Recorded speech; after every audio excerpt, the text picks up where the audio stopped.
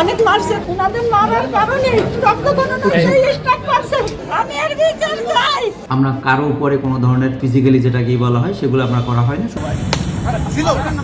ভিডিওতে যে লোকটি থাপ্পড় মারলেন তিনি ডিবি ফরিদপুর সদর জোনের ভারপ্রাপ্ত কর্মকর্তা সৈয়দ মোহাম্মদ আলমগীর হোসেন, আর যাকে আঘাত করা হলো তিনি মির্জা ইশতিয়াক আহমেদ ওরফে প্রান্ত।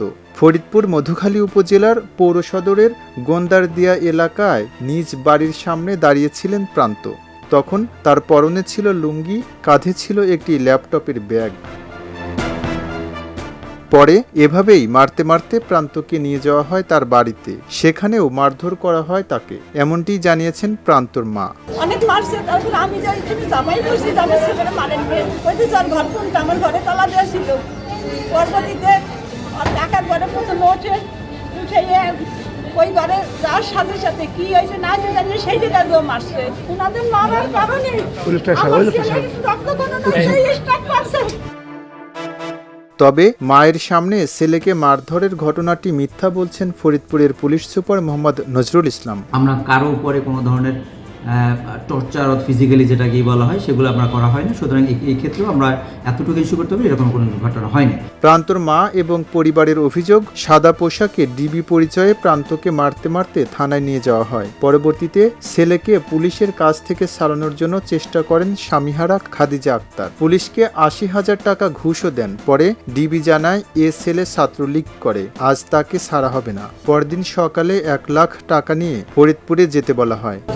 ছেলের কাছে বলছে ৮০,০০০। তারপরে আমরা সেই টাকা আমি ম্যানেজ করছি, মধুখালী বাজারে বিকাশ দোকানে যাইয়ে তাদের সাথে কথা বলে অলরেডি টাকা পয়সা সব তাদের কাছে দিয়ে আসে। আমি তাদের নাম্বার নিয়েছি, কোনো ফোন যায় না। মায়ের শত চেষ্টাকে মিথ্যা প্রমাণ করে না ফেরার দেশে চলে যায় প্রান্ত। নিহতের মামা দাবি করেন ২০ জুন দিবাগত রাত ১টা পর্যন্ত প্রান্তকে ছাড়ানোর চেষ্টা করেছেন তারা, কিন্তু ২১ জুন সকালেই খবর পান প্রান্ত মারা গেছে। এর মধ্যে ওই কিছুক্ষণ পর আমার ফোন ভাই এসে তার হসপিটালে ভর্তি করছে। আমি হসপিটালে কেন কি হয়েছে তাকে বলে স্টপ করছে।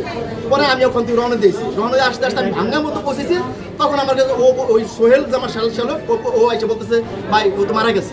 পুলিশ দাবি করছে মস্তিষ্কে রক্তক্ষরণ হয়ে প্রান্তর মৃত্যু হয়েছে, কিন্তু পরিবারের প্রশ্ন ২৭ বছর বয়সী প্রান্তর শরীরে কি এমন হলো যে সুস্থ মানুষটা এক রাতেই মস্তিষ্কে রক্তক্ষরণ হয়ে মারা গেল?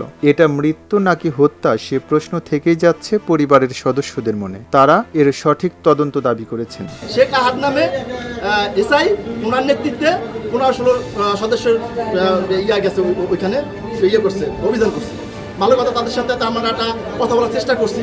একটা পর্যায়ে রাত ১টা পর্যন্ত আমার সালার চেষ্টা করার পর সে তার কোনো সুরাহা করতে পারে না। ২৬ জুন নতুন করে আবারও আলোচনায় আসে প্রান্তর মৃত্যুর ঘটনাটি। সামাজিক যোগাযোগ মাধ্যমে ভাইরাল ফুটেজে দেখা যায় কিভাবে সাদা পোশাকে প্রান্তকে বাড়ির সামনে থেকে ধরে নিয়ে যায় ডিবি পরিচয়। এই ঘটনাকে হত্যাকাণ্ড আখ্যা দিয়ে মধুখালী উপজেলা বিএনপির সভাপতি শাহাবুদ্দিন আহমেদ সহ স্থানীয় নেতৃবৃন্দ দোষীদের দৃষ্টান্তমূলক শাস্তির দাবি জানিয়েছেন। অন্যদিকে নিহত ইশরাককে নিজেদের একনিষ্ঠ কর্মী উল্লেখ করে শোক প্রকাশ করেছে ফরিদপুর জেলা ছাত্রলীগ। খবরের কাগজ, নিখাত, নির্ভীক, নিরপেক্ষ।